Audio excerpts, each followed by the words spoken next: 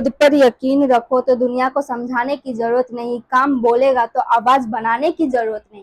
Hello everyone, मैं अंकिता चौधरी स्वागत करती हूँ आप सबका मेरे चैनल इकोनॉमिक्स एकेडमी पे। जैसे कि आप लोग जानते हैं, हमने 12th स्टैंडर्ड का चैप्टर 3A डिमांड एनालिसिस को स्टार्ट किया हुआ है। इसका लेक्चर 1 हमने ऑलरेडी अपलोड कर दिया है। जिन्होंने नहीं देखा है प्लीज जाकर देखें, क्योंकि उसमें हमने demand schedule, meaning of demand, individual demand, market demand को समझाया है। आज हम क्या एक्सप्लोर करेंगे? आज हम एक्सप्लोर करने वाले हैं टाइप्स ऑफ डिमांड। कितने टाइप्स से डिमांड के, उसको कहते क्या है, ये सारी चीजें हम आज के लेक्चर में देखेंगे। जिन्होंने अभी तक सब्सक्राइब नहीं किया है प्लीज मेरे चैनल को सब्सक्राइब करें। और चलिए आज का लेक्चर स्टार्ट करते हैं। Types of demand.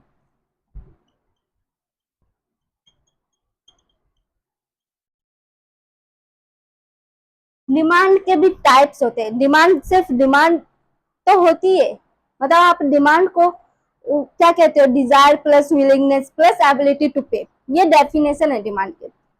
लेकिन इसमें भी कितने टाइप्स के डिमांड होते हैं। डिमांड आप ना हर एक टाइप्स को कहते हो। आपने कोई भी चीज को परचेस किया है तो वो आपका डिमांड हो गया। बट ऐसे ही आप कौन कौन से चीजें कैसे परचेस करते हो, उसका टाइप्स क्या है, उसको हम लोग आज देखते हैं। पहला है आपका इसमें डायरेक्ट डिमांड।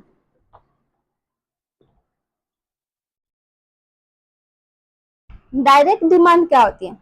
डायरेक्ट डिमांड का मतलब होता है आप कोई भी गुड्स को, कोई भी कमोडिटी को डायरेक्ट डिमांड करते हो फॉर द कंजप्शन। मतलब आप कोई भी गुड्स परचेस करते हो कंजप्शन के लिए, कंज्यूम करने के लिए, उसको हम डायरेक्ट डिमांड कहते हैं। जैसे कि बिस्किट्स मैंने खरीदा दुकान से खुद को खाने के लिए, मुझे भूख लगी थी, दुकान दिखा, बिस्किट खरीद लिया।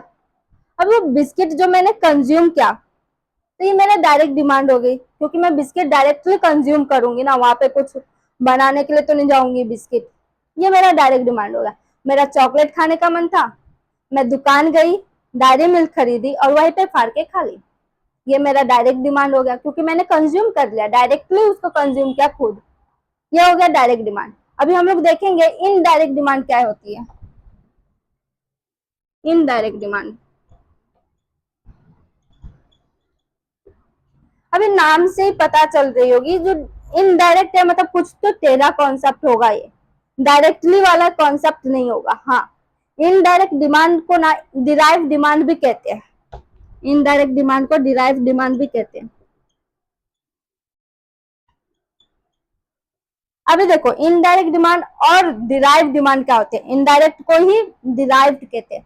अभी देखो इनडायरेक्ट डिमांड ऐसी कोई कमोडिटी का डिमांड होता है, जो चीज हम खरीदते हैं, जिस चीज को हम डिमांड करते हैं लेकिन कंजप्शन के लिए नहीं, उससे कुछ फर्दर प्रोडक्शन के लिए, मतलब उससे कोई फाइनल गुड्स एंड सर्विसेज बनाने के लिए, उस कमोडिटी को इनडायरेक्ट डिमांड कहते हैं। जैसे कि देखो मशीनरी हो गया, एक एक बिजनेस है जिसमें ना स्मार्टफोन्स या फिर कोई भी ऐसी कमोडिटी बनती है जिस, तो देखो उस बिजनेसमैन ने क्या किया, उस बिजनेसमैन ने एक मशीनरी का ऑर्डर दिया और मशीनरी को परचेस किया। तो ये मशीनरी क्या वो कंजप्शन के लिए परचेस कर रहा है? नहीं, वो मशीनरी किस लिए परचेस कर रहा है?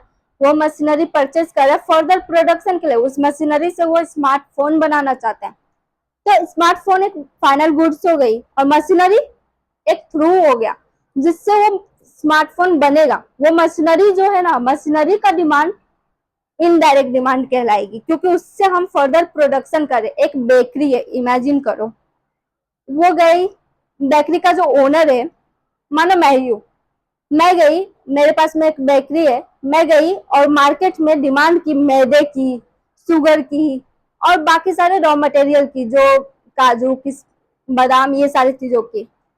वो मैंने ये सारी डिमांड क्यों की? क्योंकि मुझे बेकरी में जाके कुकीज बनानी थी, केक्स बनानी थी, ये सारी चीजें बनानी थी। तो मैंने क्या किया, ये जो मैंने डिमांड किया ना, मैदे की, चॉकलेट्स की, काजू की, ये सारी डिमांड मेरा क्या है? डायरेक्ट कंजप्शन के लिए नहीं।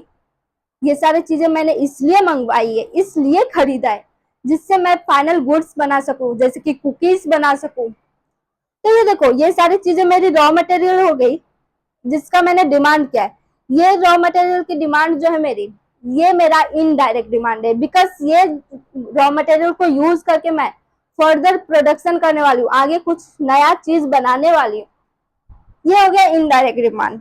अभी हम लोग देखेंगे ज्वाइंट और कॉम्प्लीमेंट्री डिमांड।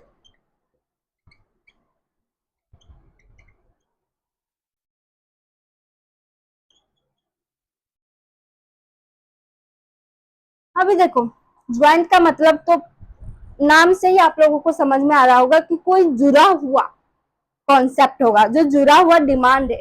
हाँ, ये ना एकदम से ऐसा कॉन्सेप्ट है जो मेरे बिना तू अधूरा, तेरे बिना मैं अधूरा, वैसा वाला कॉन्सेप्ट है। मतलब देखो, ऐसी फ्रेंडशिप है जो दो जिस्म एक जान वाली दोस्ती हो, जैसे कि मेरी और मेरी बेस्टी की, आपके आपके कोई दोस्त के साथ होगा, ऐसे कॉन्सेप्ट। अभी देखो, ज्वाइंट डिमांड में ऐसा कोई गुड्स का डिमांड हम करते हैं जो दो चीजों को साथ में हम कंज्यूम कर सके, मतलब साथ में यूज कर सके। जैसे कि देखो, कार और पेट्रोल, अगर आपने कार का डिमांड किया तो आप पेट्रोल का भी डिमांड करोगे। नहीं तो देखो, कार तो आपने परचेस कर लिया पर पेट्रोल नहीं परचेस किया, कार एक शो पीस की तरह नहीं लगेगा, वो चलेगा कैसे? वो सिर्फ एक अधूरा सा लगेगा, वो चल ही नहीं पाएगा, वो कोई यूज का ही नहीं रहेगा। तो वो कार और पेट्रोल ये कॉम्प्लीमेंट्री गुड्स है। उस गुड्स की डिमांड का नाम, उसको कहते हैं ज्वाइंट डिमांड और कॉम्प्लीमेंट्री डिमांड। जैसे कि इंक और पेन, पेन तो ले लिया लेकिन इंक ही नहीं है, क्या यूजफुल है उसका? वो अधूरा सा नहीं है एक दूसरे के बिना। जिसकी मेरा व्हाइट बोर्ड और मार्कर, अगर व्हाइट बोर्ड है बट मार्कर नहीं है तो व्हाइट बोर्ड का क्या यूजफुल है? एक शो पीस नहीं लगेगा मेरे बेडरूम में, जो ये सिर्फ सिर्फ दिखाने के लिए, सजाने के लिए लिया गया है।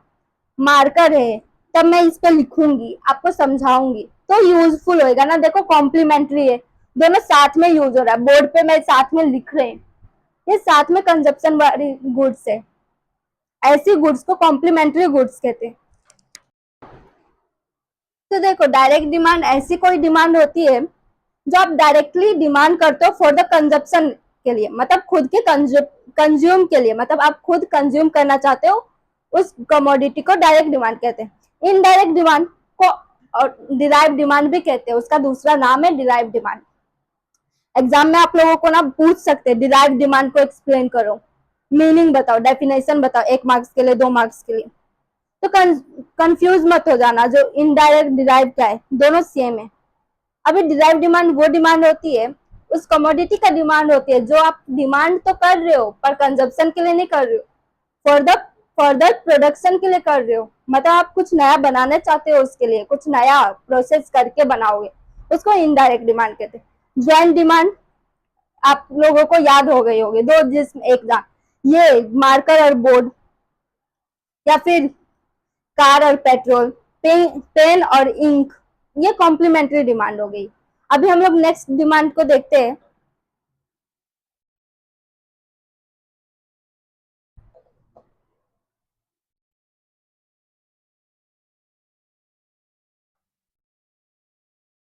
Composite demand.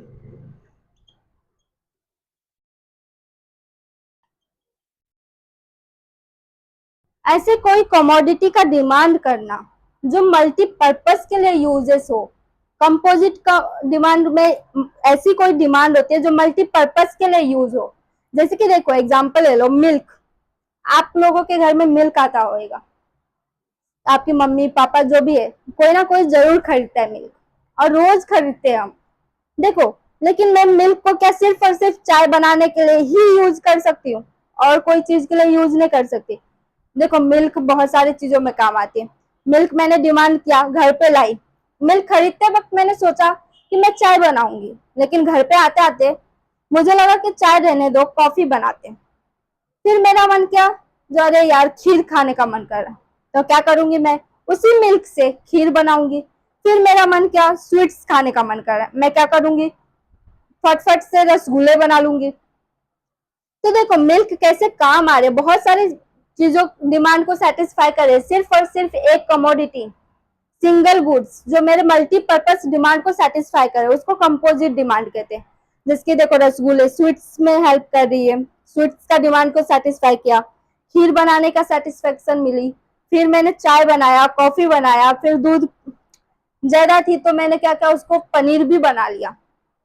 कितने सारे चीजों के लिए यूज होते हैं। इलेक्ट्रिसिटी, इलेक्ट्रिसिटी क्या आप सिर्फ और सिर्फ लाइट चालू और बंद करने के लिए यूज करते हो? नहीं, इलेक्ट्रिसिटी की यूजेस, जैसे कि मैंने, मेरा मन किया टीवी देखने का, तो टीवी को चालू करने और बंद करने में, मतलब स्टार्ट करने में काम आती है इलेक्ट्रिसिटी।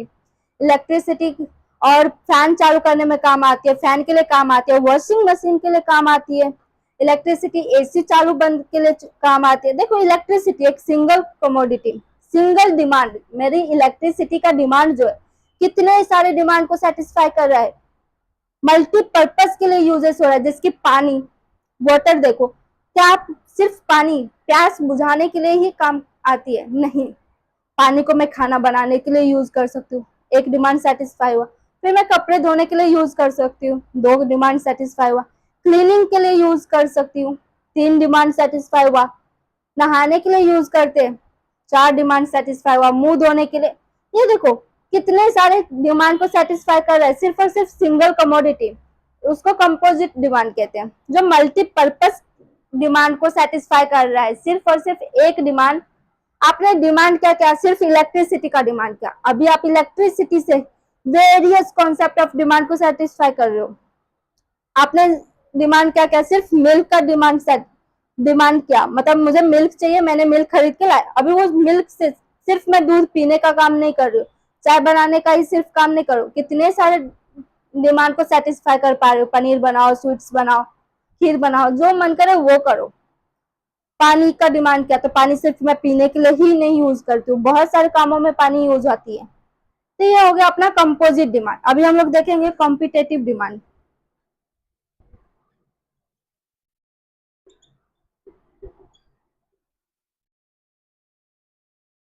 अभी देखो कॉम्पिटेटिव मतलब होता है कोई ऐसी कमोडिटी का डिमांड जो सब्सटीट्यूट गुड्स हो, जो मतलब एक दूसरे से कंपटीशन कर रहा हो। एग्जांपल ले लो, आप ना बहुत गर्मी में चलते हुए आ रहे थे, आपको कुछ ठंडा पीने का मन कर रहा है, ओके, तो आप क्या किए, आप शॉप पे गए और बोले कि मुझे ना पेप्सी दो। उन्होंने क्या कहा, पेप्सी नहीं है मेरे पास, तो आपने क्या लिया, उसके जगह पे स्प्राइट ले लिया। ये हो गया सब्सटीट्यूट। देखो स्प्राइट का डिमांड जो आपने किया, पेप्सी लेने का मन था बट उसके जगह पे आप यूज कर रहे हो स्प्राइट को, उस डिमांड को सब्सटीट्यूट डिमांड कहते हैं, यानी कि कॉम्पिटेटिव डिमांड कहते हैं। ये डिमांड जो है ना प्राइस पे भी डिपेंड रहती है। देखो एग्जाम्पल ले लो, पेप्सी का जो प्राइस थी वो बढ़ गई, प्राइस ऑफ पेप्सी राइज हो गई, मतलब ज्यादा हो गई। और कोक की जो प्राइस थी एज कंपेयर टू पेप्सी कम है, पेप्सी के प्राइस से कम है कोक की प्राइस। तो हमने क्या किया, पेप्सी ना लेके, यानी कि पेप्सी को हम छोड़ रहे, पेप्सी का डिमांड नहीं करके कोक का डिमांड कर लिया। तो देखो जब आप कोक की डिमांड कर लेते हो ना, तो ऑटोमेटिकली पेप्सी का डिमांड बढ़ जाती, कम हो जाती है। इसको कॉम्पिटेटिव डिमांड कहते हैं।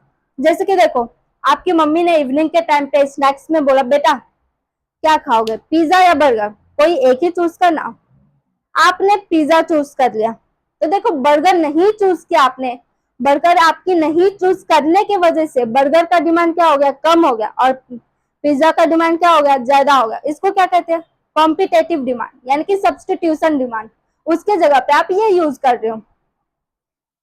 तो आज हमने क्या देखा, टाइप्स ऑफ डिमांड क्या देखा, डायरेक्ट डिमांड क्या होती है, इनडायरेक्ट डिमांड क्या होती है, कॉम्प्लीमेंट्री डिमांड क्या होती है, और ज्वाइंट डिमांड क्या होती है। फिर हमने देखा कंपोजिट डिमांड क्या होती है और कॉम्पिटेटिव डिमांड क्या होती है। अगर किसी को क्वेरी हो तो कमेंट करें, वीडियो अगर पसंद आई हो तो लाइक करें, फ्रेंड्स के साथ शेयर करें और सब्सक्राइब करें। Thank you so much.